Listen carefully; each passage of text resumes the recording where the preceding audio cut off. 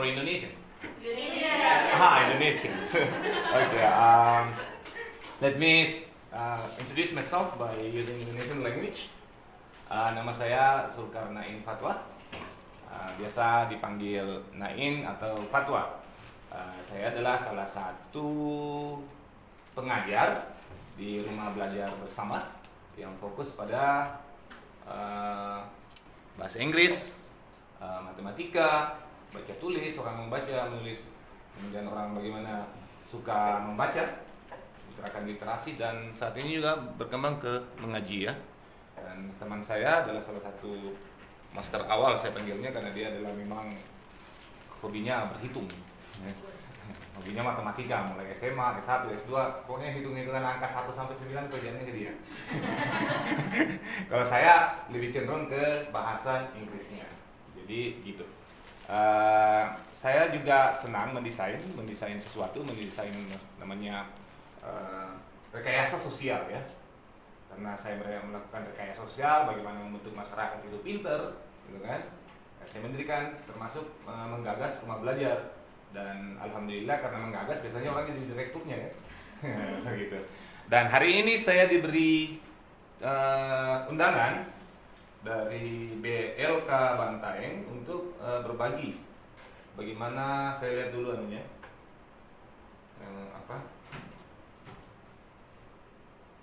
Ini inti dari suratnya. Kehadiran saya di sini. Saya senang sekali karena saya melihat sekarang ini lebih banyak yang lebih dewasa. Pada tahun lalu saya sempat mengisi waktu 2 tahun yang lalu. Kebanyakan masih baru tamat SMA ya.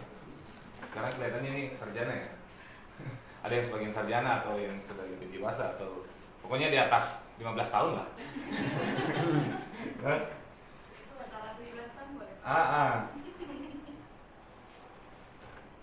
Saya tidak ingin banyak bercerita. Saya ingin lebih banyak di awal ini saya ingin lebih mendengar Anda, bagaimana Anda sampai di sini, pembentukan karakter. Oke. Jadi intinya adalah kita akan berbicara tentang pembentukan karakter. Ya. Sekarang mungkin saya bisa satu dari Anda bisa berkenalan dan kemudian menjelaskan mengapa Anda di sini dan apa cita-cita hidup Anda. Ringan saja dengan bahasa Bantaeng, campur bahasa Konjo juga tidak ada masalah. Karena bahasa itu diciptakan untuk mengerti. Saya lebih bersenang berbahasa Indonesia meskipun pergaulan saya itu kemana-mana, tapi untuk bahasa saya gunakan itu bukan untuk menganggap diri saya menjadi lebih hebat terkesan wah, karena bahasa diciptakan bukan untuk itu, tujuannya agar orang mengerti. Jadi semakin kita mengerti bahasa asing, kita tidak boleh meninggalkan siapa kita dan dari mana kita berasal. Kalau Anda berbahasa Makassar, berbahasa Konjo ataupun berbahasa Bugis, Anda harus tetap menggunakan bahasa itu. Karena kita di bahasa, karena apa, perbedaan itu semakin membuat itu hidup semakin warna-warni ya, pelangi. Ya. Oke, ada yang bisa menyampaikan kenapa Anda siapa Anda, please? Perkenalkan, nama saya Salma Sutripadi. Panggilan Sarah. Hmm? Saya masuk ke BLK karena saya lihat ada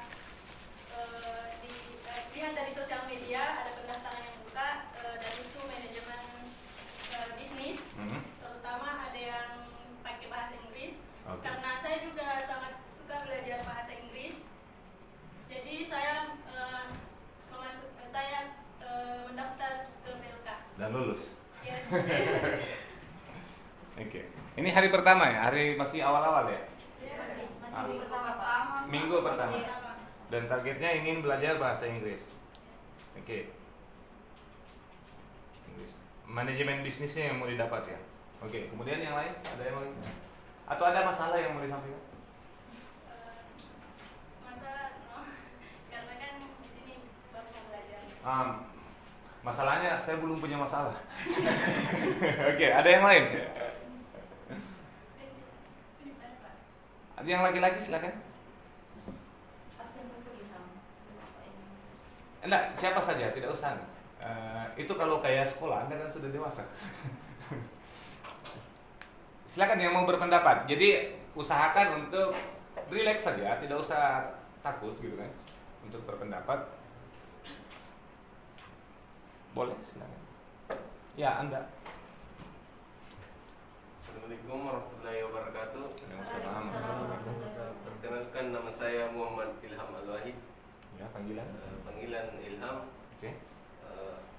Awalnya saya di sini masuk di BLK yaitu dengan mendapatkan informasi dari sosial media, dari Instagram, yang mana kemudian jurusannya kejuruan yang saya pilih itu bisnis dan manajemen, karena saya pikir saya bisa belajar bahasa Inggris Dan belajar Inggris. ya. Oke. Dan tujuan saya selain belajar yaitu memperbanyak relasi. Network, jaringan.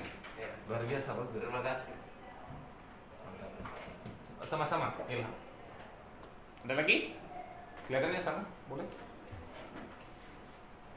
Assalamualaikum warahmatullahi wabarakatuh. Waalaikumsalam. Sebelumnya, nice to meet you, sir. Nice to meet you. Perkenalkan, nama saya Syafraini, saya biasa dipanggil Emi. Hmm. Saya mengambil kejuruan ini karena sebelumnya saya sudah mengetahui BLK sejak lama, tapi baru saat ini saya melihat ada kejuruan bisnis dan manajemen. Saya sangat tertarik masuk di kejuruan ini karena saya menyukai bisnis, tapi saya sadar ilmu manajemen saya masih sangat-sangat minim. Oleh karena itu saya masuk ke sini, saya ingin lebih mengasah skill bisnis dan juga mengetahui ilmu manajemen. Thank you. Oke, bagus sekali. Jadi kita melihat ada beberapa hal, penyebabnya adalah sosial media. Anda hadir di sini, dan kemudian ada pengetahuan yang ingin dicapai, yaitu bisnis, manajemen bisnis dan bahasa Inggris. Trainingnya selama berapa lama ini? 3 bulan ya? 2 bulan, 1 bulan. Hampir 2 bulan lah ya. Oke, minimal dalam ketika Anda di sini ada garis-garis besarnya yang bisa Anda temukan ya. Karena belajar 2 bulan itu, ya namanya juga balai latihan kerja semacam kursus singkat ya. Kursus singkat itu untuk banyak lebih aplikasi. Beda dengan dunia kampus itu lebih banyak teori. Jadi kalau teorinya secara detail, kalau seperti ini memang persiapan untuk dunia kerja. Oke, karena yang dihubungkan ke saya adalah tentang pembentukan karakter. Apa masalah yang Anda temukan dalam kehidupan sehari-hari dalam membangun, misalnya impian Anda dalam berbisnis misalnya? Kayak begini, sebenarnya saya dalam dunia pendidikan, ya kan?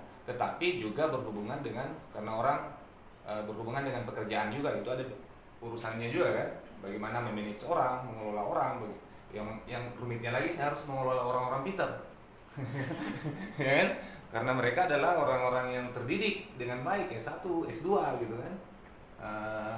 Dan yang berikutnya adalah selain manajemennya, bagaimana ini bisa menghasilkan, bisnisnya menghasilkan pekerjaan buat mereka, dan di mana mereka itu tetap merasa puas dengan pekerjaannya. Itu yang harus Anda temukan. Saya berpikir bahwa sebaiknya Anda jangan menjadi orang-orang yang menjadi level pertama dalam beberapa. Siapa yang jurusan ekonomi di sini? Ada yang pernah di ekonomi? Hanya sekedar menjadi pekerja. Kalau Anda coba cari bukunya Robert K. Kiyosaki, di mana nanti intinya itu uang bekerja untuk Anda. Yang pertama adalah Anda bekerja untuk uang, Anda bekerja mengeluarkan keringat dan lain sebagainya. Dan pelan-pelan mungkin itu nanti bukan tugas saya untuk menjelaskan itu ya. Yang saya mau bagikan lagi apa nih? Bisnis. Ya, apa persoalan karena karakter yang kalau Anda baca di dunia sosial, Anda hadir di sini saya yakin karena ada masalah yang ingin Anda wujudkan di luar tapi belum tercapai kan? Kira-kira apa masalah yang Anda temukan di anunya? Pribadi, secara pribadi yang Anda temukan apa? Skill. Coba bisa jelaskan sedikit keahlian yang kurang. Ya. Misalnya mau mewujudkan apa tuh? Ya, seperti yang saya jelaskan tadi, saya menyukai bisnis, tapi saya merasa ilmu manajemen yang saya miliki masih sangat minim. Jadi Ya. saya merasa skill saya masih Butuh sangat ilmu dulu. Iya. Misalnya mau buat ilmu, bikin apa, usaha apa? Bisnis online shop misalnya. Online shop. Iya. Online. Saya merasa manajemen keuangan saya itu sangat kurang. Oke. Manajemen keuangannya kurang. Ada yang menarik tuh. Kita berbagi pengalaman aja ya. Sewaktu saya memulai kegiatan pendidikan saya mau mulai dari 2009, lebih serius pada 2011. Saya tidak punya apa-apa. Orang tua saya hanya memberikan pengetahuan. Kami 7 orang bersaudara dan konsentrasinya hanya pada wilayah semua anaknya harus S1. Dan itu tercapai. Bayangkan 7 orang besar-besar semua lagi. Susah diatur ya. Tapi alhamdulillah mampu tercapai. Kemudian setelah saya sarjana, modal nol. Karena saya tidak meminta dari orang tua. Saya menganggap diri saya sudah cukup diberikan pengetahuan dan itu alat yang sudah jauh lebih. Saya sudah malu untuk meminta sama orang tua saya uang. Akhirnya saya mengambil filosofinya Muhammad Natsir, salah satu tokoh mantan ketua MPR zaman Soekarno. Dia mengatakan apa yang ada sudah cukup untuk memulai. Saya ulangi lagi, apa yang ada sudah cukup untuk memulai. Jadi saya mulai mendidik kemenakan saya, mulai mendidik tetangga saya, kemudian dari tetangga semua orang berdatangan, kemudian buka lembaga dan lain-lain sebagainya. Jadi sebenarnya alasan uang itu sebenarnya alasan kedua. Alasan pengetahuan adalah menurut saya alasan kedua. Memang kita butuh pengetahuan. Alasan yang paling penting dari semua adalah kita mau melakukan. Misalnya online, saya tidak ahli online, ya, tapi saya bisa menonton di YouTube, saya bisa membaca, dan semua terbuka. Dunia ini sudah semakin bisa dilihat di mana saja gitu. Satu detik kejadian hari ini di Amerika gitu, kita chat orang ke sana bisa sampai kan. Jadi saya menganggap bahwa dunia modern Anda harus memanfaatkan dunia teknologi dan sangat bagus ketika Anda harus lebih detail masuk ke sini misalnya mau belajar online shop. Itu siapa ini sudah eranya, kita sudah masuk era digitalisasi. Pandemi ini mengajak orang juga untuk tidak bertatap muka langsung. Era digital. Kalau Anda ahli di sini maka kemungkinan dunia yang Anda geluti nanti, bisnis yang Anda geluti nanti itu akan peluangnya lebih sukses, lebih besar. Dan sebenarnya itu jauh lebih singkat karena kita tidak harus menyebarkan brosur lagi. We didn't need to share brosur to the others. Okay. Yes, with pleasure, sir.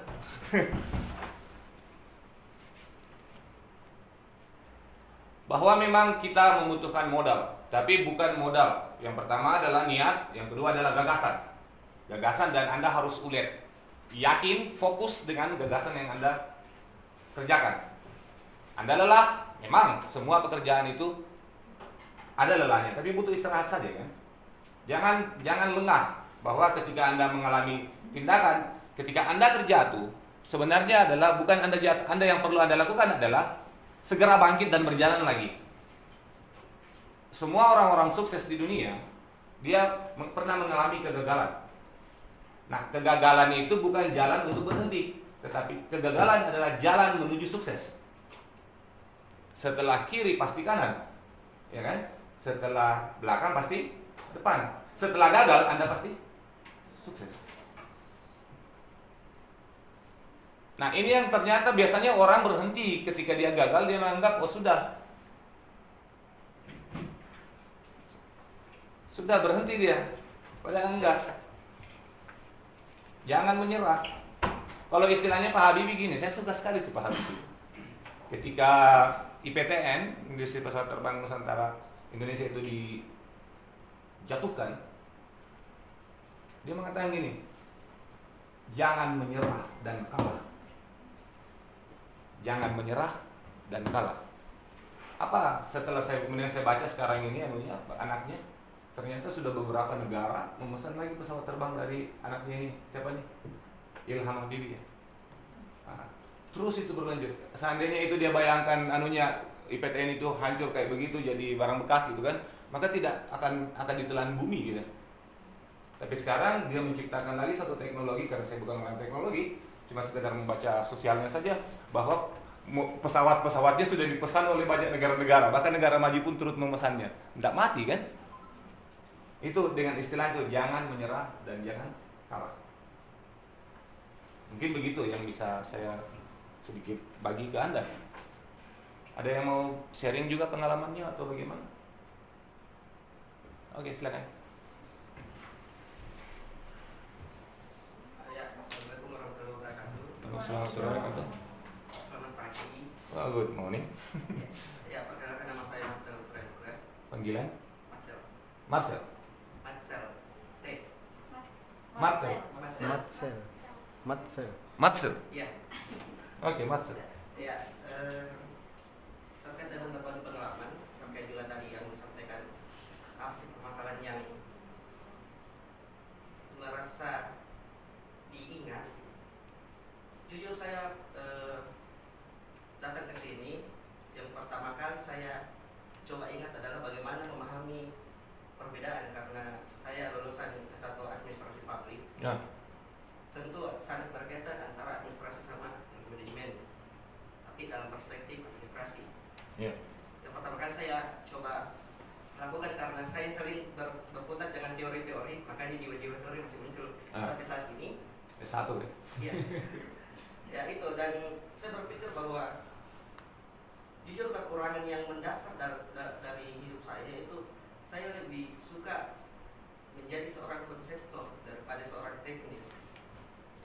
Jiwa-jiwa konseptor lebih Daripada orang praktis. Iya.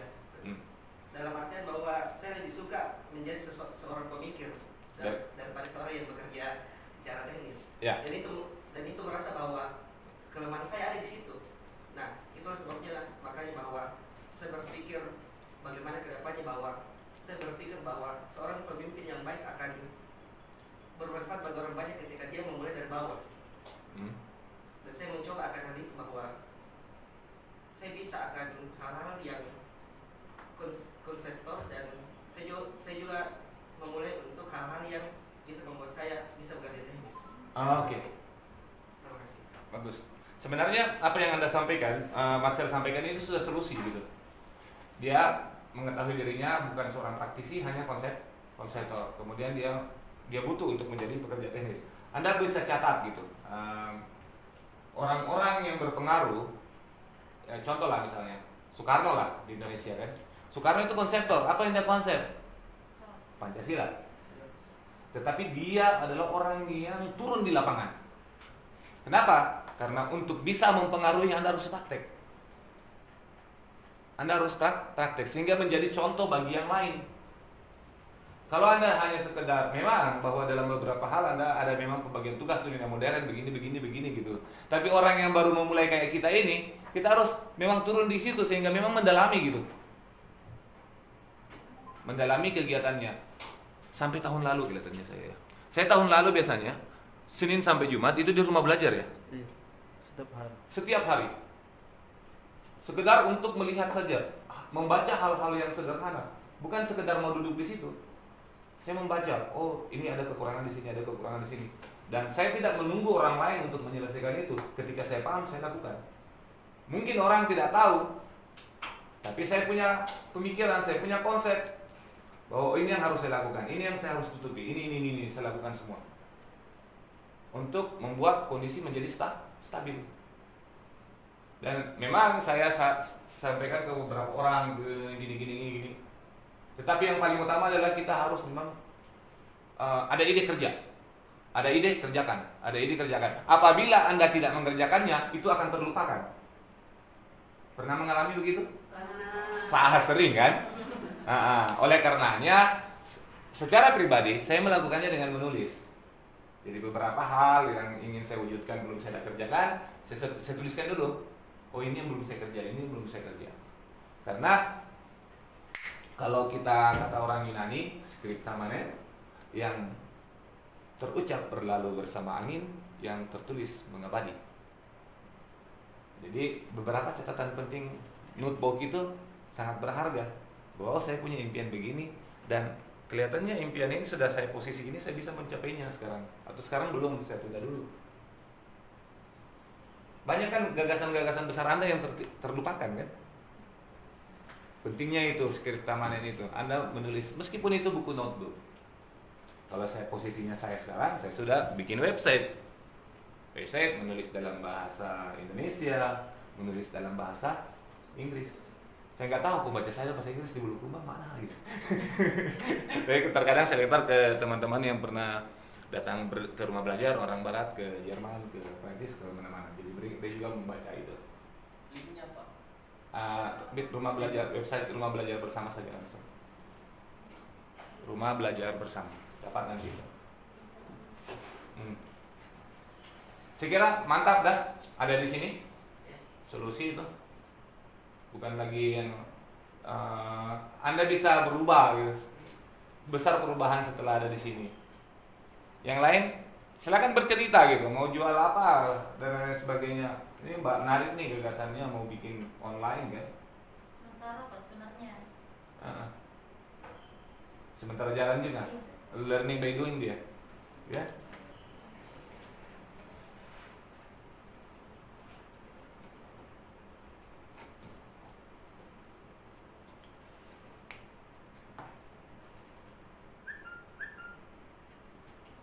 Kalau dalam bahasa Inggris, karena saya lihat Anda punya minat dalam bahasa Inggris itu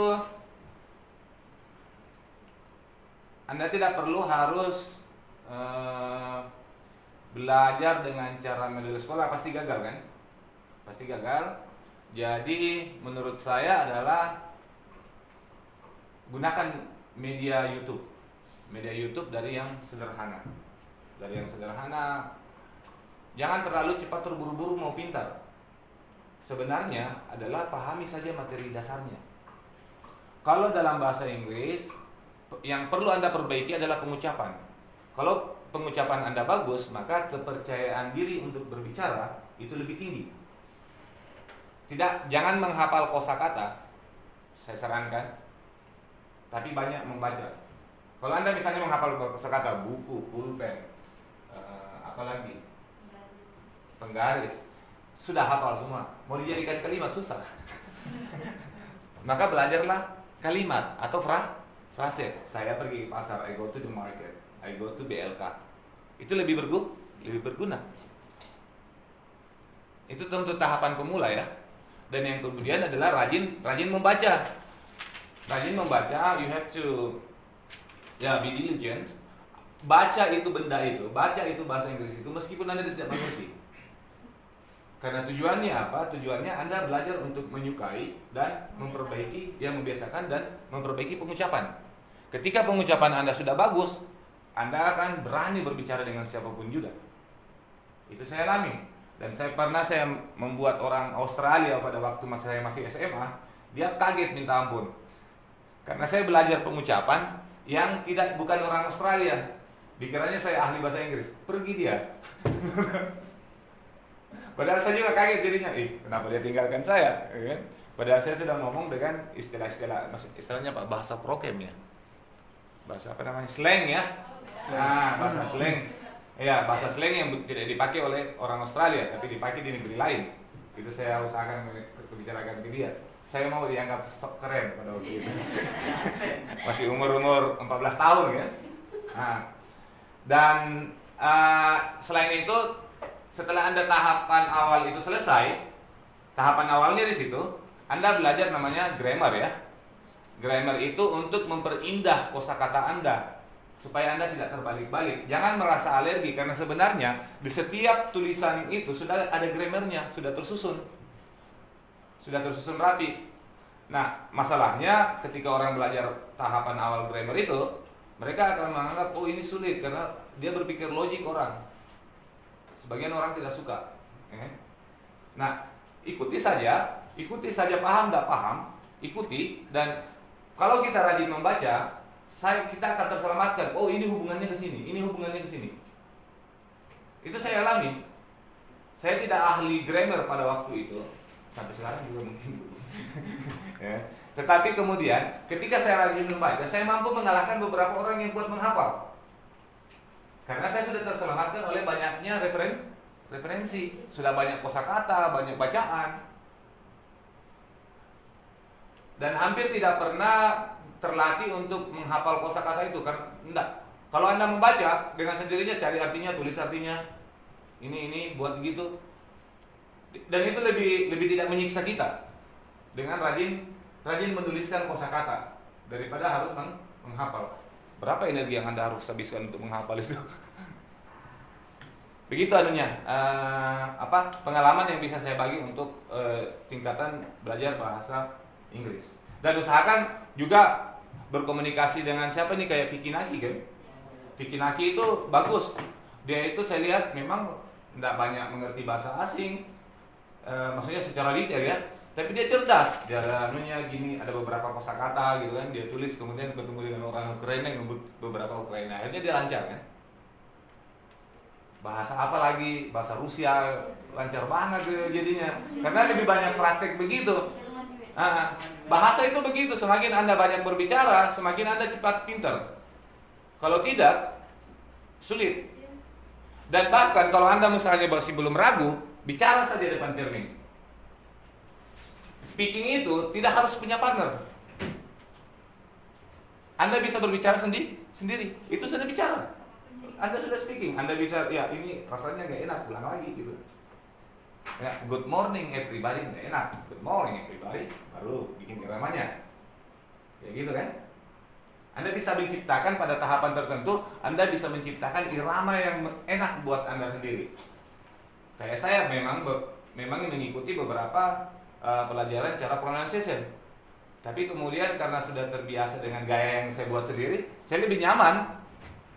Meskipun itu dengar bagus, saya merasa lebih bagus secara pengucapan saya karena saya menjadi orang lain ketika mengikuti di mereka. Setiap orang harus menjadi dirinya sendiri dengan nada aksennya sendiri. Ya, tentu tidak dengan logat Indonesia ya. Ada perubahan kan setelah Anda belajar kan. Atau ada yang mau punya pengalaman belajar bahasa Inggris kayak bagaimana? Apa kendalanya? Yes please, boleh dijelaskan dalam bahasa Inggris. Buka saja untuk Anda kalau mau bicara supaya. Assalamualaikum warahmatullahi wabarakatuh. Salam. Saya sebelumnya nice to meet you. Nice to meet you. Kalau buat pengalaman saya tuh belajar bahasa Inggris itu kan saya tuh tertarik di bahasa Inggris itu pas masuk SMK. SMK dari situ saya palingan itu cuman nonton film barat ya. Nonton film barat, nonton baca komik, manhwa yang berbahasa Inggris gitu. Jadi kayak saya tuh pahamnya cuman palingan itu kalau saya dengar orang berbicara bahasa Inggris, saya lumayan paham. Cuman kalau mengucapkan gitu saya enggak terlalu lincah. Oh, passive speaking. Ya, dan saya tuh palingan kalau buat bahasa Inggris tuh paling kalau ngetik kan, kalau sementara main game ngetik atau berbicara sendiri kalau bikin. Jadi di rumah itu kalau saya kayak bicara kasar itu kan orang tua kan enggak tahu. Iya. Jadi saya bicara bahasa Inggris, orang tua enggak tahu kan ini anak mau ngapa sih. Iya. Jadi saya gitu aja. Ekspresi kejengkelan yang tidak menyakiti orang. Jadi kan saya bicara kasar kan enggak ditahu sama orang tua, jadi bebas-bebas saya. Bagus ya. Oke. Bisa. Terima kasih anunya sharing pengalamannya. Atau silakan bercerita. Anggap ini dunia belajar itu dunia yang santai, dunia yang rileks. Oke, silakan. Thank you for the chance. Saya mau cerita tentang pengalaman saya. Kan kata Pak tadi kalau mau bisa bahasa Inggris itu harus terbiasa berbicara, terutama dengan diri sendiri. Ya. Tapi di rumah saya biasa bicara dengan kucing saya. Saya dan bahkan adik-adik sama orang tua saya, adik-adik terutama adik saya selalu bilang kakak sudah gila. Tidak ada masalah. Terus mengenai itu aksen atau cara bicara kita sendiri, apakah di bahasa Inggris itu kalau kita misalkan selalu melihat itu dari channel orang Australia atau orang Inggris, British atau Amerika, kita bisa mengikuti aksennya. Terus cara mengatasi itu supaya tidak bercampur-campur itu bagaimana Pak? Persoalan aksen memang yang populer di dunia itu ada dua, British accent, American English, and British English. British English itu kalau saya lebih menyederhanakannya itu seperti bahasa Melayu, mendayu-dayu, puitik dia. Kalau dia American English kayak bahasa Indonesia. Nah, dengan ragamnya logatnya minta ampun, Sulawesi Selatan gitu kan. Kalau kayak Barack Obama tahu kan, itu gaya-gaya negro. Beda lagi itu, lebih semarak, lebih anunya. Nah, tetapi karena dunia ini lebih dominan video Hollywood itu dari Amerika, maka sadar atau tidak sadar kebanyakan orang di dunia itu memakai bahasa American English. Jadi kalau saya lihat di Indonesia sangat sedikit sekali orang yang berlogat British English. Kayak British English kayak gini. Last week I went to the theater. I had a very good scene. A young man and a young woman were sitting behind me. Kayak gitu dia. Dia itu mendayu kayak bahasa Melayu. Kalau Amerika kayak gini, a lot of people say that, langsung dia cepat, a lot of disambung a lot of people. Dia menyingkat-nyingkat katanya kuat. Kalau ya seperti Indonesia, Melayu kan itu kan dia mendayu kan. Penyederhanaan saya seperti itu. Yang mana Anda lebih suka, pilih saja. Yang ini kan persoalan suka atau tidak suka saja. Yang mana saya lebih akrab, maka saya belajar yang ini. Anda bisa belajar dua-duanya. Saya belajar dua-duanya. Saya dalam keseharian misalnya pada saat mengajarkan, karena saya punya bukunya, buku untuk Britishnya kan, saya suka. Tetapi dalam keseharian saya lebih banyak bicara gaya Amerika, karena saya menganggap tidak repot, cepat saya sampaikan, lebih efisien. Tapi saya suka suara orang British itu, karena dia lebih lembut, lebih puitik. What do you want to drink? Dia bilang gini, a glass of coffee would be lovely. Itu lovely-nya kan. Pilihan katanya asik kan? Segelas kopi would be akan lovely. Bagaimana rasanya? Menyenangkan ya. Amerika tidak pakai itu, cenderung tidak pakai itu. Ya, kalau Anda lebih belajar kesusastraannya, keindahan anunya, saya sarankan untuk dekat ke British. Cita rasa bahasanya lebih hidup menurut saya ya. Mungkin orang lain tidak sepakat, tapi berdasarkan pengalaman seperti itu. Tapi untuk pemula, apakah aksen seperti itu penting Pak untuk belajar? Tidak ada masalah. Yang mana Anda sukai, mau aksen Amerika, mau aksen British, tidak ada masalah. Yang pemula itu yang dia butuhkan adalah kosakata untuk berbicara. Ya, pronunciation yang ketika Anda ketemu dengan ini, saya suka ini, itu yang diikuti. Iya. Pak, biasanya itu kalau orang nonton YouTube kan Pak, saya biasanya palingan nonton channel-channel luar gitu. Biasanya itu Pak, kalau kan orang luar kan biasanya nonton bicara bahasa Inggris, terus subtitlenya juga bahasa Inggris. Iya. Kira-kira itu bisa kasih gampang orang mengerti Pak sih? Kalau kayak orang mau belajar bahasa Inggris? Kayak Pak, cuman subtitlenya itu cuman di Inggris, terus nggak ada Indonesianya. Saya begini, sudah saya bilang tadi, saya sarankan pemula tidak usah terlalu pusing dengan artinya. Jangan pusing dengan artinya. Seiring dengan waktu, kalau Anda konsentrasi terus belajar, maka artinya dengan sendirinya Anda temukan. Hari ini Anda membacanya, Anda malas mencari artinya. Besok orang yang akan berbicara, Anda sakit hati. Pernah saya dapat ini. Pernah saya dapat kosakata ini. Akhirnya Anda buka kamus kan? Ternyata ini artinya. Lengket.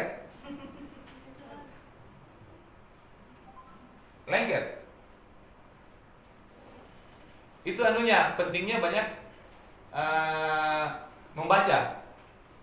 Kalau Anda hafal, memang bisa gitu, cuma menurut saya itu lebih lama kan. Apa tadi masalahnya lagi? Saya lupa tadi. Saya terpengaruh untuk membuka ini. Ada anunya nggak? Bisa dilihat di YouTube. Ini koneksi ke internet nggak ini? Belum tahu Pak. Coba tapi Pak, yang di bagian samping kanan situ lagi. Mana anunya? Tidak kayaknya. Tidak, Pak. Tidak Pak. Belum tahu apa terhubung wifi atau tidak.